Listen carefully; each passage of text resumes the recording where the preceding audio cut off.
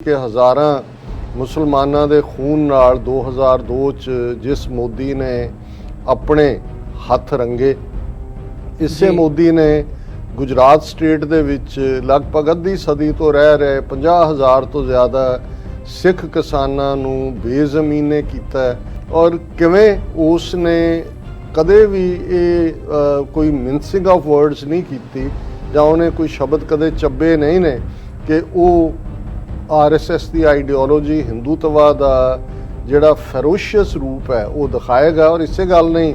ਉਹਨੂੰ ਹਿੰਦੂ ਹਿਰਦੇ ਸਮਰਾਟ ਜਿਹੜਾ ਟਾਈਟਲ ਉਹਨਾਂ ਹੀ ਸੰਗੀਆਂ ਨੇ ਉਸ ਨੂੰ ਦਿੱਤਾ। ਇਹ ਜਿੱਥੇ ਵੈਸੇ ਵੀ ਮੋਦੀ ਇਸ ਵੇਲੇ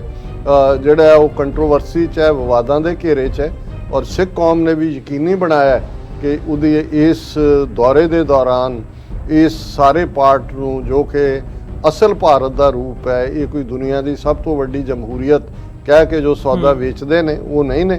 ਇਹਨਾਂ ਦਾ ਰੋਲ ਜਿਹੜਾ ਇਸ ਵੇਲੇ ਹਿਟਲਰ ਦੀ ਜਿਹੜੀ ਨਾਜ਼ੀ ਤਰਜ਼ ਦੀ ਹਕੂਮਤ ਸੀ ਬਿਲਕੁਲ ਉਸੇ ਲਾਈਨ ਦੇ ਉੱਤੇ ਹੈ। ਉਹ ਜਿਹੜਾ ਵਰਲਡ ਟ੍ਰੇਡ ਆਰਗੇਨਾਈਜੇਸ਼ਨ ਔਰ ਦੂਸਰੇ ਜਿਹੜੇ ਸਮਝੌਤੇ ਹੋਏ ਉਹਨਾਂ ਦੇ ਤਹਿਤ ਚੀਨ ਨੇ ਆਪਣੀ ਇਕਨੋਮੀ ਵੀ ਖੋਲ੍ਹੀ, ਦੁਨੀਆ ਨਾਲ ਵੀ ਹੋਇਆ ਔਰ ਇਸ ਹੱਦ ਤੱਕ ਉਹ ਕਾਮਯਾਬ ਰਿਹਾ ਫ੍ਰੀ ਮਾਰਕੀਟ 'ਚ ਆ ਕੇ ਕਿ ਅੱਜ ਜਦੋਂ ਅਸੀਂ ਗੱਲਬਾਤ ਕਰ ਰਹੇ ਹਾਂ ਅੱਜ ਵੀ $800 ਬਿਲੀਅਨ ਦੇ ਕਰੀਬ ਟ੍ਰੇਡ ਸਰਪਲਸ ਹੈ ਚਾਈਨਾ ਔਰ ਅਮਰੀਕਾ ਦੀ ਟ੍ਰੇਡ ਦੇ ਵਿੱਚ, ਇੰਪੋਰਟ ਐਕਸਪੋਰਟ ਦੇ ਵਿੱਚ ਜੀ। 2 ਸਾਲ ਜਿਹੜੀਆਂ ਡਿਵੈਲਪਮੈਂਟਸ ਹੋਈਆਂ, ਚਾਈਨਾ ਤੋਂ ਇੰਡੀਆ ਨੂੰ ਕੁੱਟ ਪਈ, ਇਹ ਉਹਨੂੰ ਸਸਟੇਨ ਨਹੀਂ ਕਰ ਸਕੇ। ਉਸ ਤੋਂ ਪਹਿਲਾਂ ਅਸੀਂ ਬਾਲਾਕੋਟ ਦੇ ਹਵਾਲੇ ਨਾਲ ਦੇਖਦੇ ਹਾਂ ਕਿ 1.5 ਮਿੰਟ ਦੀ ਜਿਹੜੀ ਡੌਗ ਫਾਈਟ ਹਵਾ 'ਚ ਹੁੰਦੀ ਹੈ, ਇੰਡੀਅਨ 에ਅਰ ਫੋਰਸ ਐਕਸਪੋਜ਼ ਹੋ ਜਾਂਦੀ ਹੈ। ਸੋ ਅਮਰੀਕਾ ਨੇ ਰਿਅਲਾਈਜ਼ ਕਰ ਲਿਆ ਵੀ ਠੀਕ ਹੈ, ਇੱਕ ਮਾਰਕੀਟ ਉਹਨਾਂ ਨੂੰ ਕੋਈ ਟੁੱਥਪੇਸਟ ਵੇਚਣੇ ਨੇ, ਕੋਈ ਸਾਬਣ ਵੇਚਣੇ ਨੇ ਜਾਂ ਕੋਈ ਹੋਰ ਉਹ ਮਾਰਕੀਟ ਹੈਗੀ ਹੈ, ਜਾਂ ਅਫਗਾਨਿਸਤਾਨ ਜਾਂ ਚੀਨ ਨੂੰ ਕੱਲ ਸਟ੍ਰਾਈਕ ਕਰਨ ਦੇ ਲਈ ਜਾਂ ਪਾਣੀਆਂ 'ਚ ਘੇਰਨ ਦੇ ਲਈ ਭਾਰਤ ਕਾਫੀ ਹੈ। ਮਿਲੀਟੈਰਲੀ ਇਹ ਯੂਜ਼ਲੈਸ ਹੈ। ਜਦੋਂ ਕੁਆਡ ਦੀ ਸ਼ੁਰੂਆਤ ਹੋਈ ਉਦੋਂ ਲੱਗਦਾ ਸੀ ਕਿ ਮਿਲਟਰੀ ਅਲਾਇੰਸ ਬਣ ਗਿਆ,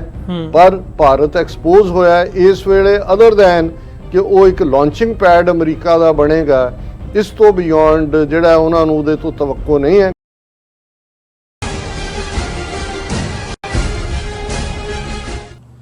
ਵਾਹਿਗੁਰੂ ਜੀ ਕਾ ਖਾਲਸਾ, ਵਾਹਿਗੁਰੂ ਜੀ ਕੀ ਫਤਿਹ। TV84 ਦੇ ਸਾਰੇ ਦਰਸ਼ਕ ਤੇ ਸਰੋਤੇ ਜਿਹੜੇ ਇਸ ਵਕਤ ਸਾਡੇ ਨਾਲ ਜੁੜੇ ਹੋਏ ਆ, ਮੈਂ ਅਮਰਵੀਰ ਸਿੰਘ ਅੱਜ ਇਸ ਸੱਚੋ ਸੱਚ ਪ੍ਰੋਗਰਾਮ ਦੇ ਵਿੱਚ ਆਪ ਸਭ ਦਾ ਸਵਾਗਤ ਕਰਦਾ। ਜਿਹੜੇ ਮੁਸਲਮਾਨ ਵੀਰ ਭੈਣਾਂ ਸਾਡੇ ਨਾਲ ਜੁੜੇ ਹੋਏ ਆ ਉਹਨਾਂ ਨੂੰ ਅਸਲਾਮ ਵਾਲੇਕੁਮ। ਅੱਜ ਅਸੀਂ 24 ਸਤੰਬਰ 2021 9 ਸੂ ਨਾਨਕਸ਼ਾਹੀ ਸੰਮਤ 553 ਦੇ ਦਿਨ ਦੇ ਵਿੱਚ ਅੱਜ ਗੱਲਬਾਤ ਕਰਨ ਜਾ ਰਹੇ ਹਾਂ। ਜਿਹੜੀਆਂ ਰੀਸੈਂਟ ਡਿਵੈਲਪਮੈਂਟਸ ਇਸ ਵਕਤ ਹੋ ਰਹੀਆਂ ਨੇ ਯੂਨਾਈਟਿਡ ਨੇਸ਼ਨ ਜਨਰਲ ਅਸੈਂਬਲੀ ਦੇ ਇਜਲਾਸ ਨੂੰ ਲੈ ਕੇ, ਇੱਥੇ ਨਿਊਯਾਰਕ ਦੇ ਵਿੱਚ ਵਰਲਡ ਲੀਡਰਸ ਦੇ ਇਕੱਠਾ ਹੋਏ ਆ, ਐਡਰੈਸ ਕਰ ਰਹੇ ਆ। ਭਾਰਤ ਦੇ ਪ੍ਰਧਾਨ ਮੰਤਰੀ ਨਰਿੰਦਰ ਮੋਦੀ ਅਮਰੀਕਾ ਪਹੁੰਚੇ ਹੋਏ ਆ। ਅੱਜ ਦੂਜਾ ਦਿਨ ਹੈ ਉਹਨਾਂ ਦੀ ਫੇਰੀ ਦਾ ਜਦੋਂ ਅਸੀਂ ਵਿਚਾਰ ਚਰਚਾ ਕਰ ਰਹੇ ਹਾਂ। ਸਿੱਖਾਂ ਦਾ ਜੋ ਰਿਲੇਸ਼ਨ ਭਾਰਤ ਦੇ ਨਾਲ ਰਿਹਾ ਉਹਨਾਂ ਦੇ ਖਿਲਾਫ ਜਾਂ ਨਰਿੰਦਰ ਮੋਦੀ ਦੇ ਖਿਲਾਫ ਜਿਹੜੇ ਪ੍ਰੋਟੈਸਟ ਨੇ ਉਹ ਦੇਖਣ ਦੇ ਵਿੱਚ ਆ ਰਹੇ ਆ ਅਮਰੀਕਾ ਦੇ ਵਿੱਚ ਬੜੇ ਵੱਡੇ ਲੈਵਲ ਦੇ ਉੱਤੇ। ਇਹਦੇ ਵਿੱਚ ਵੱਡੀ ਐਡੀਸ਼ਨ ਜਿਹੜੀ ਆ ਉਹ ਫਾਰਮਰ ਸਟਰਗਲ ਦੀ ਆ। ਸੋ ਜਿਹੜੀਆਂ ਡਿਵੈਲਪਮੈਂਟਸ ਹੋ ਰਹੀਆਂ ਨੇ ਤੇ ਮੁਲਕਾਂ ਦੀਆਂ ਜਿਹੜੀਆਂ ਸਾਂਝਾਂ ਨੇ ਇਸ ਦੇ ਉੱਤੇ ਅੱਜ ਅਸੀਂ ਵਿਚਾਰ ਚਰਚਾ ਕਰਾਂਗੇ। ਆਉਣ ਵਾਲੇ ਸਮੇਂ ਦੇ ਵਿੱਚ ਇਹਦੇ ਪ੍ਰਭਾਵ ਕੀ ਪੈਣਗੇ ਉਹਨਾਂ ਦੇ ਉੱਤੇ ਵੀ ਵਿਚਾਰ ਚਰਚਾ ਕਰਾਂਗੇ। ਆਓ ਅੱਜ ਦੀ ਇਸ ਗੱਲਬਾਤ ਦੀ ਸ਼ੁਰੂਆਤ ਕਰਦੇ ਹਾਂ। ਸਾਡੇ ਨਾਲ ਮੌਜੂਦ ਨੇ doctor Amarjit Singh, Khalistan affair centre ਦੇ ਸੰਚਾਲਕ। ਡਾਕਟਰ ਸਾਹਿਬ ਤੁਹਾਡਾ ਸਵਾਗਤ ਹੈ ਜੀ। ਵਾਹਿਗੁਰੂ ਜੀ ਕਾ ਖਾਲਸਾ, ਵਾਹਿਗੁਰੂ ਜੀ ਕੀ ਫਤਿਹ। ਹਾਂਜੀ, ਵਾਹਿਗੁਰੂ ਜੀ ਕਾ ਖਾਲਸਾ, ਵਾਹਿਗੁਰੂ ਜੀ ਕੀ ਫਤਿਹ। ਤੇ ਤੁਹਾਡਾ ਬਹੁਤ ਬਹੁਤ ਸ਼ੁਕਰੀਆ, ਤੁਸੀਂ ਅੱਜ ਇਹ ਸਪੈਸ਼ਲ ਐਡੀਸ਼ਨ ਜਿਹੜਾ ਕਿ ਪ੍ਰਾਈਮ ਮਿਨਿਸਟਰ ਮੋਦੀ ਦੀ 2 ਰੋਜ਼ਾ ਵਿਜ਼ਿਟ ਨੂੰ ਲੈ ਕੇ ਹੈ, ਜਿਹੜੀ ਕਿ ਅੱਜ ਦੂਸਰਾ ਰੋਜ਼ ਹੈ ਉਸ ਦੇ ਉੱਤੇ ਗੱਲਬਾਤ ਲਈ ਮੈਨੂੰ ਸੱਦਾ ਦਿੱਤਾ ਹੈ ਜੀ।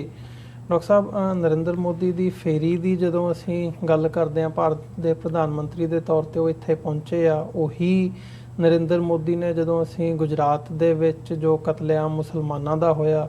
ਉਹਦੀ ਗੱਲ ਕਰ ਰਹੇ ਹਾਂ ਜਾਂ ਦੇਖਦੇ ਹਾਂ, ਕਸ਼ਮੀਰ ਦੇ ਵਿੱਚ ਕਿੱਦਾਂ ਦੀ ਸਿਚੁਏਸ਼ਨ ਬਣੀ ਹੋਈ ਹੈ ਤੇ ਇਹਨਾਂ ਹਿਊਮਨ ਰਾਈਟਸ ਵਾਇਲੇਸ਼ਨ ਨੂੰ ਮੁੱਖ ਰੱਖਦਿਆਂ ਹੋਇਆਂ ਇੰਨਾ ਹੀ ਨਰਿੰਦਰ ਮੋਦੀ ਨੂੰ ਕਦੇ ਅਮਰੀਕਾ ਦਾ ਵੀਜ਼ਾ ਨਹੀਂ ਸੀ ਮਿਲਿਆ ਤੇ ਹੁਣ ਉਹਨਾਂ ਦਾ ਵੈਲਕਮ ਵੀ ਹੋਇਆ, ਆਏ ਵੀ ਆ। ਹਾਲਾਂਕਿ ਸਟੇਟ ਵਿਜ਼ਿਟ ਇਹ ਨਹੀਂ ਹੈ, ਯੂਨਾਈਟਿਡ ਨੇਸ਼ਨ ਜਨਰਲ ਅਸੈਂਬਲੀ ਦਾ ਇਜਲਾਸ ਹੈ, ਪਰ ਕਿਵੇਂ ਦੇਖਿਆ ਜਾਵੇ ਜਦੋਂ ਅਸੀਂ ਮੁਲਕਾਂ ਦੀ ਆਪਸੀ ਸਾਂਝ ਦੀ ਗੱਲ ਕਰਦੇ ਹਾਂ ਜਾਂ ਜਿਵੇਂ ਡਿਵੈਲਪਮੈਂਟਸ ਹੋ ਰਹੀਆਂ ਨੇ, ਭਾਰਤ ਜਿਵੇਂ ਅਮਰੀਕਾ ਦੇ ਨੇੜੇ ਆਇਆ, ਮਨੁੱਖੀ ਅਧਿਕਾਰਾਂ ਨੂੰ ਮੁੱਖ ਰੱਖਦਿਆਂ ਹੋਇਆਂ ਜੋ ਸਿਚੁਏਸ਼ਨ ਭਾਰਤ ਦੇ ਵਿੱਚ ਬਣੀ ਹੋਈ ਹੈ, ਜਾਂ ਸਿੱਖ ਪਰਸਪੈਕਟਿਵ ਤੋਂ ਇਹਨੂੰ ਕਿਵੇਂ ਦੇਖਦੇ ਹੋ? ਦੇਖੋ, ਸਭ ਤੋਂ ਪਹਿਲਾਂ ਤਾਂ ਸਾਨੂੰ ਇਹ ਗੱਲ ਸਮਝਣੀ ਪਏਗੀ ਕਿ ਬੇਸ਼ੱਕ ਦੂਸਰੇ ਸੰਸਾਰ ਜੰਗ ਤੋਂ ਬਾਅਦ ਯੂਨਾਈਟਿਡ ਨੇਸ਼ਨਸ ਹੋਂਦ ਵਿੱਚ ਆਈ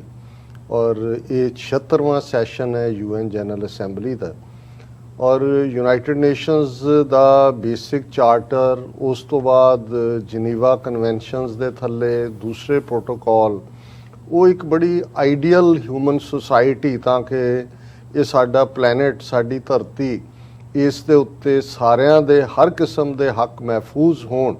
ਇਸ ਦੇ ਉੱਤੇ ਖੜਾ ਹੈ। ਬੜਾ ਆਈਡੀਅਲ ਚਾਰਟਰ ਹੈ। ਪਰ ਜੇ ਅਸੀਂ 76 ਸਾਲ ਦੀ working United nations the in general ਦੇਖੀਏ,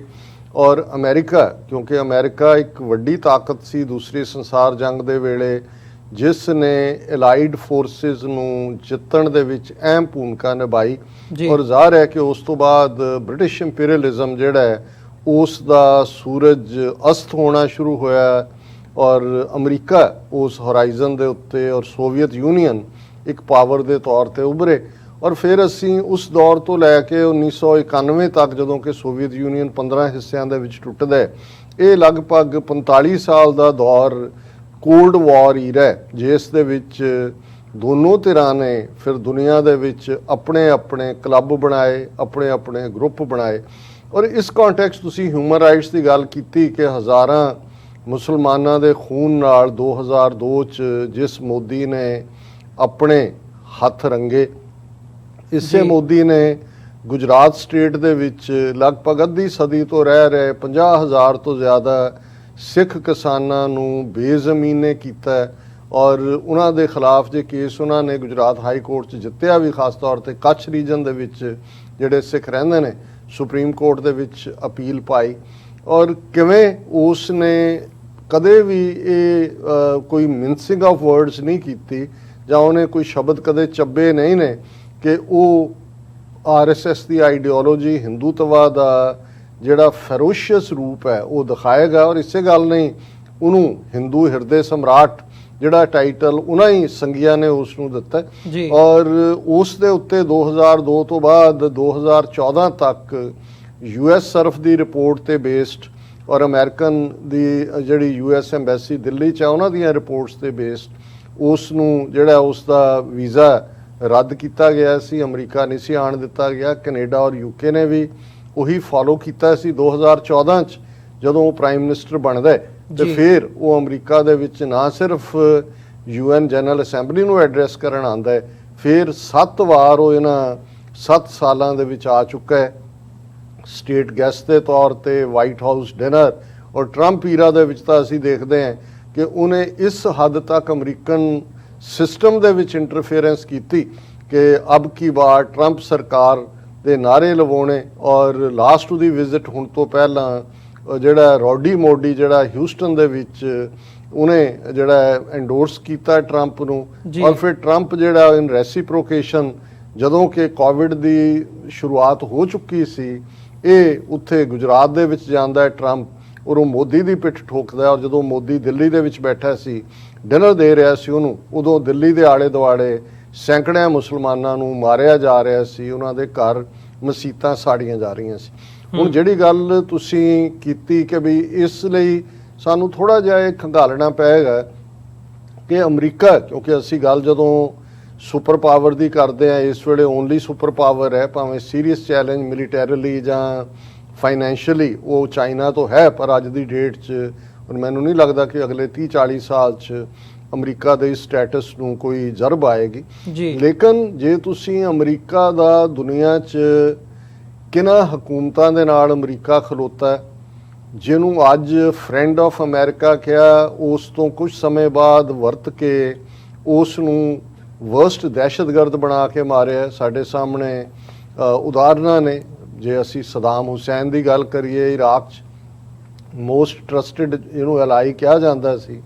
ਅਮਰੀਕਾ ਦੇ ਕਹਿਣ ਤੇ ਹੀ ਸਦਾਮ ਹੁਸੈਨ ਨੇ ਈਰਾਨ ਦੇ ਉੱਤੇ ਚੜ੍ਹਾਈ ਕੀਤੀ ਸੀ। ਲਗਭਗ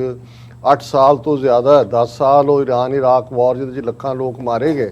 ਔਰ ਬਾਅਦ 'ਚ ਉਸੇ ਹੀ ਸਦਾਮ ਹੁਸੈਨ ਨੂੰ ਕਿਵੇਂ ਦਹਿਸ਼ਤਗਰਦ ਸਾਬਤ ਕਰਕੇ 2003 ਦੇ ਵਿੱਚ ਪਹਿਲਾਂ ਇਰਾਕ ਦੇ ਉੱਤੇ ਧਾਵਾ ਬੋਲਿਆ ਗਿਆ ਵੈਪਨਸ ਆਫ ਮਾਸ ਡਿਸਟਰਕਸ਼ਨ ਦੇ ਥੱਲੇ, ਜੀ ਤੇ ਕਿਵੇਂ ਉਹਨੂੰ ਜਿਹੜਾ ਹੈ ਉਹ ਲੱਭ ਕੇ ਕਿਵੇਂ ਉਸ ਦਾ ਅੰਤ ਕੀਤਾ ਗਿਆ। ਇਸੇ ਤਰ੍ਹਾਂ ਅਸੀਂ ਜਿਨ੍ਹਾਂ ਨੂੰ ਇਹਨਾਂ ਨੇ ਪ੍ਰੋਟੈਕਟ ਕਰਨਾ ਚਾਹਿਆ, ਹੁਸਨੇ ਮੁਬਾਰਕ ਇਜਿਪਟ ਦੇ ਵਿੱਚ ਜਿਹੜਾ ਲਗਭਗ 40 ਸਾਲ ਜਿਹੜਾ ਹੈ ਉਹ ਗਦਾਫੀ ਲੀਬੀਆ ਦੇ ਵਿੱਚ ਐਂਡ 'ਚ ਉਹਦਾ ਕੀ ਹਸ਼ਰ ਕੀਤਾ। ਔਰ ਇਹੀ ਹਾਲ ਅਸੀਂ ਜੇ ਮਿਡਲ ਈਸਟ ਦੀਆਂ ਜਿਹੜੀਆਂ ਰਿਆਸਤਾਂ ਅੱਜ ਵੀ ਸ਼ੇਖਡਮ ਨੇ, ਉਹਨਾਂ ਦੇ ਵਿੱਚ ਹਿਊਮਨ ਰਾਈਟਸ ਜਾਂ ਦੂਸਰੇ ਮੁੱਦੇ ਕਿੰਨੇ ਕੁ ਅਸਰਅੰਦਾਜ਼ ਹੁੰਦੇ ਨੇ ਸਾਨੂੰ ਸਭ ਨੂੰ ਪਤਾ ਹੈ, ਲੇਕਿਨ ਕਿਉਂਕਿ ਅਮਰੀਕਾ ਦੇ ਇੰਟਰਸਟ ਜੁੜੇ ਹੋਏ ਨੇ ਉਹਦੇ 'ਚ ਉਹਨਾਂ ਦੀਆਂ ਅੱਖਾਂ ਬੰਦ ਹੁੰਦੀਆਂ ਨੇ। ਈਰਾਨ ਦੇ ਹਵਾਲੇ ਨਾਲ ਸ਼ਾਹ ਆਫ ਈਰਾਨ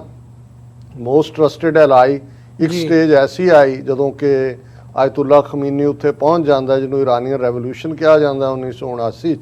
ਤੇ ਉਹ ਸ਼ਾਹ ਆਫ ਈਰਾਨ ਜੇ ਇਲਾਜ ਵੀ ਅਮਰੀਕਾ 'ਚ ਕਰਵਾਉਣਾ ਚਾਹੁੰਦਾ ਤੇ ਜਿਹੜਾ ਅਮਰੀਕਾ ਉਹਨੂੰ ਅਲਾਉ ਨਹੀਂ ਕਰਦਾ, ਇੱਕ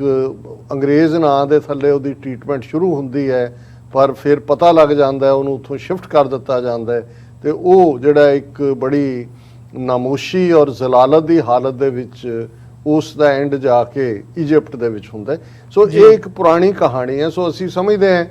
ਕਿ ਇਹਨਾਂ ਨੂੰ ਵੀ ਪਤਾ ਹੈ, ਇਕੱਲਾ ਨਹੀਂ ਹੈ ਕਿ ਮੋਦੀ ਨੇ ਗੁਜਰਾਤ 2002 'ਚ ਕੀ ਕੀਤਾ ਹੈ। ਜੇ 2014 ਤੋਂ ਹੁਣ ਤੱਕ ਦਾ ਰੈਕਡ ਦੇਖੀਏ ਤੇ ਇਸੇ US ਸਰਫ ਨੇ ਜਿਹੜਾ ਉਹਨਾਂ ਦਾ ਸੈਮਾਈ ਗਵਰਨਮੈਂਟ ਜਿਹੜਾ ਉਹ ਬਾਡੀ ਹੈ, United States commission on international religious freedom,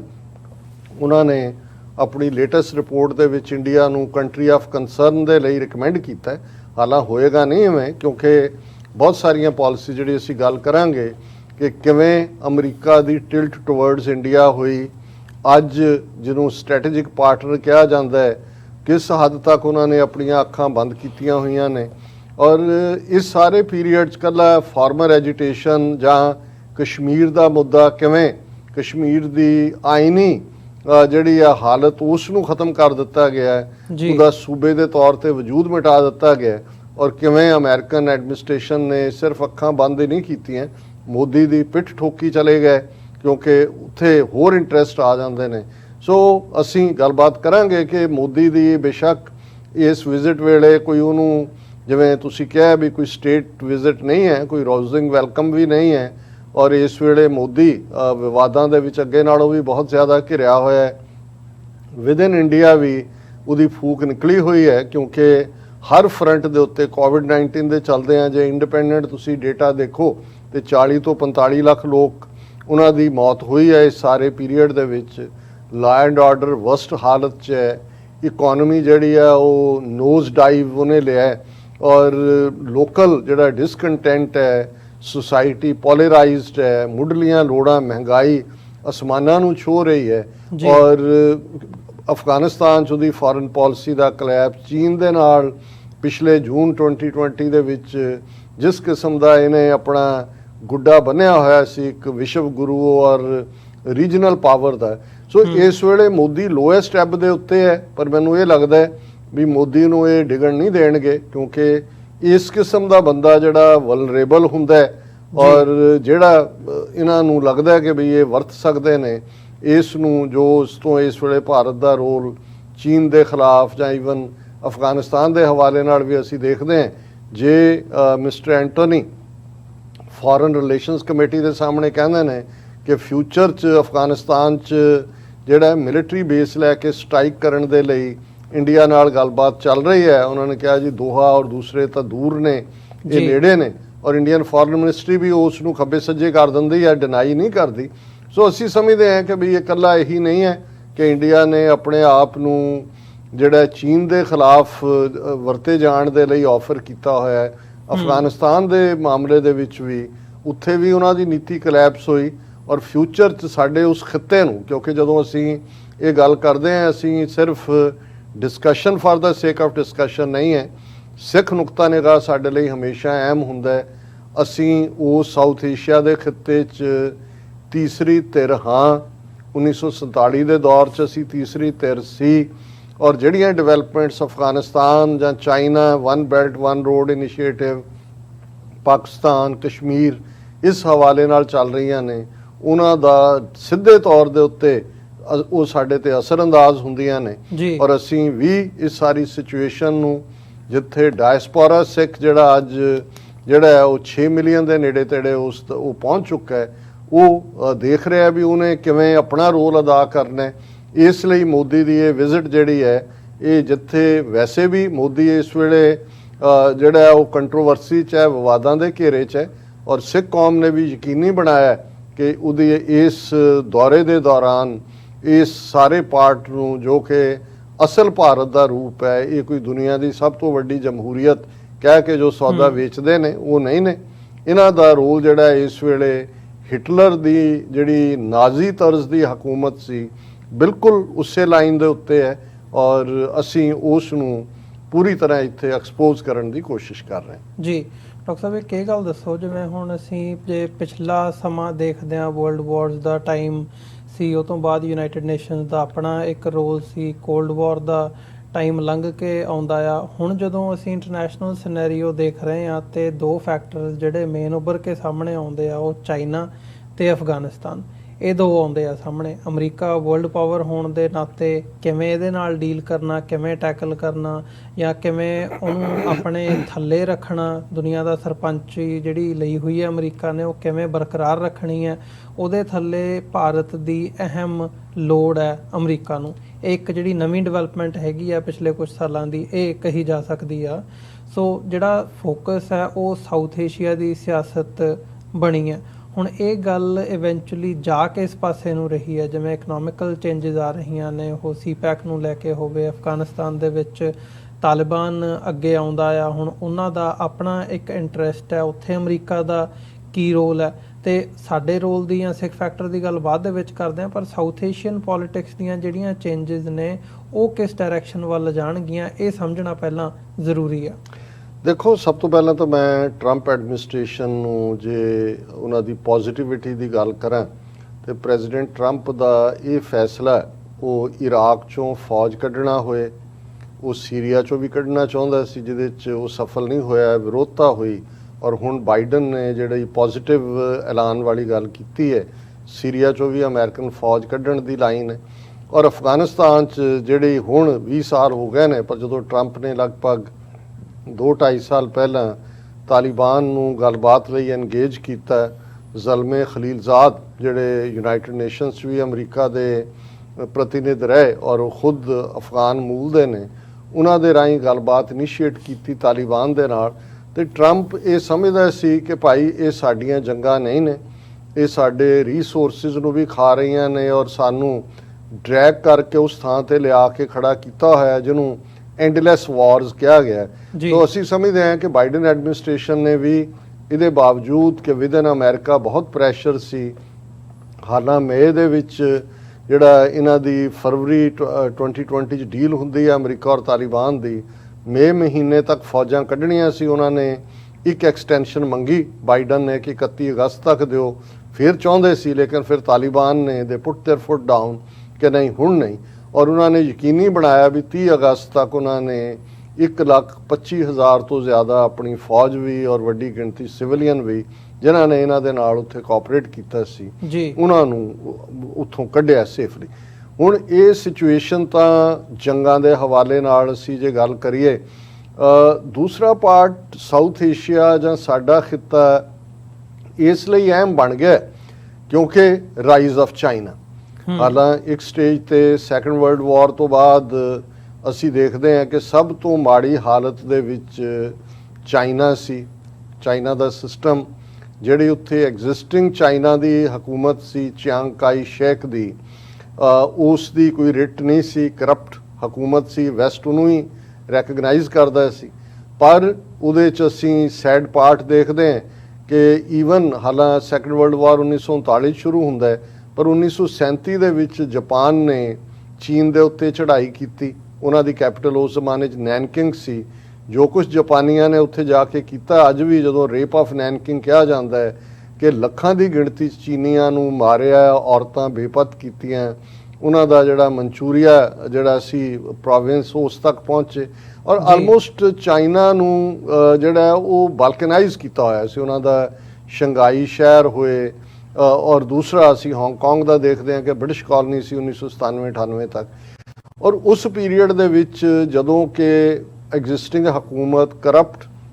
ਪੂਰੀ ਤਰ੍ਹਾਂ ਵੈਸਟ ਦੇ ਨਾਲ ਰਲੀ ਹੋਈ ਸੀ, ਔਰ ਉਸ ਪੀਰੀਅਡ 'ਚ ਮਾਓ ਜ਼ੇਤੁੰਗ ਜਾਂ ਚੌ ਐਨ ਲਾਈ ਜਾਂ ਜਿਹੜੀ ਆਪਣੇ ਆਪ ਨੂੰ ਨਵੀਂ ਕਮਿਊਨਿਸਟ ਪਾਰਟੀ ਦੇ ਤੌਰ ਤੇ ਉਭਰੀ, ਉਹਨਾਂ ਨੇ ਇੱਕ ਲੰਬੀ ਲੜਾਈ, ਲੌਂਗ ਮਾਰਚ ਦੀ ਅਸੀਂ ਗੱਲ ਅਕਸਰ ਕਰਦੇ ਹਾਂ, ਉਹਦੇ ਰਾਹੀਂ ਉਹਨਾਂ ਨੇ ਇੱਕ ਪਾਸੇ ਜਾਪਾਨੀਆਂ ਨੂੰ ਪਿੱਛੇ ਧੱਕਿਆ,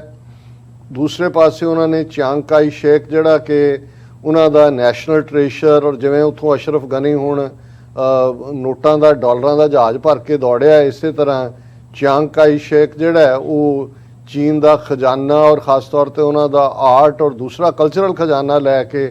ਫਾਰਮੂਸਾ ਜਾ ਵੜਿਆ, ਜਿਹਨੂੰ ਅੱਜ ਤਾਈਵਾਨ ਕਿਹਾ ਜਾਂਦਾ। ਔਰ ਅਸੀਂ ਗੱਲ ਕਰਾਂਗੇ ਕਿ ਇਸ ਵੇਲੇ ਬੋਨ ਆਫ ਕੰਟੈਂਸ਼ਨਸ ਕੀ ਨੇ। ਲੇਕਿਨ ਗ੍ਰੈਜੂਅਲੀ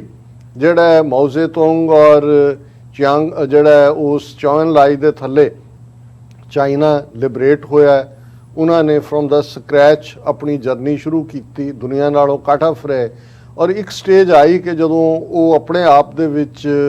ਜਿਹੜੇ ਉਹਨਾਂ ਨੇ ਅਸਰਟ ਕਰਨਾ ਸ਼ੁਰੂ ਕੀਤਾ, ਅਮਰੀਕਾ ਨੇ ਰਿਅਲਾਈਜ਼ ਕੀਤਾ ਕਿ ਨਹੀਂ, ਚੀਨ ਨੂੰ ਤੁਸੀਂ ਬਾਕੀ ਦੁਨੀਆ ਨਾਲੋਂ ਕੱਟ ਆਫ ਕਰਕੇ ਨਹੀਂ ਰੱਖ ਸਕਦੇ। ਔਰ ਫਿਰ ਇਹ ਕਹਾਣੀ ਨੋਨ ਹੈ ਕਿ 60s ਦੇ ਅਖੀਰ 'ਚ ਨਿਕਸਨ ਦੇ ਜ਼ਮਾਨੇ 'ਚ ਹੈਨਰੀ ਕਿਸਿੰਜਰ ਔਰ ਪਾਕਿਸਤਾਨ 'ਚ ਜ਼ੁਲਫਿਕਾਰ ਅਲੀ ਭੁੱਟੋ ਰਾਹੀਂ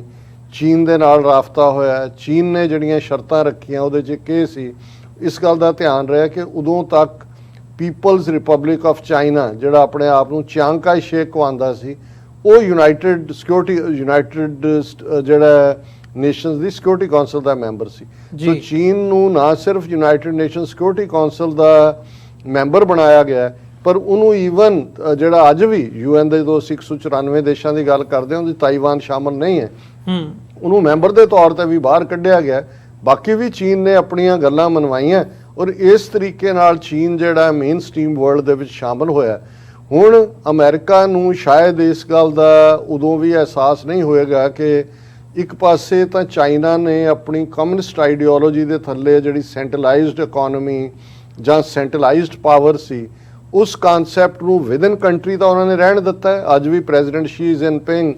ਤੈ ਜ਼ਿੰਦਗੀ ਪ੍ਰੈਜ਼ੀਡੈਂਟ ਹੈ, ਕਮਿਊਨਿਸਟ ਪਾਰਟੀ ਸਭ ਤੋਂ ਪਾਵਰਫੁਲ ਹੈ, ਔਰ ਜਿਹੜੀ ਉਹਨਾਂ ਦੀ ਪੀਪਲਜ਼ ਲਿਬਰੇਸ਼ਨ ਆਰਮੀ ਹੈ, ਇਨਫੈਕਟ ਇਹ ਉਹਨਾਂ ਦੀ ਆਰਮੀ ਹੈ ਕਮਿਊਨਿਸਟ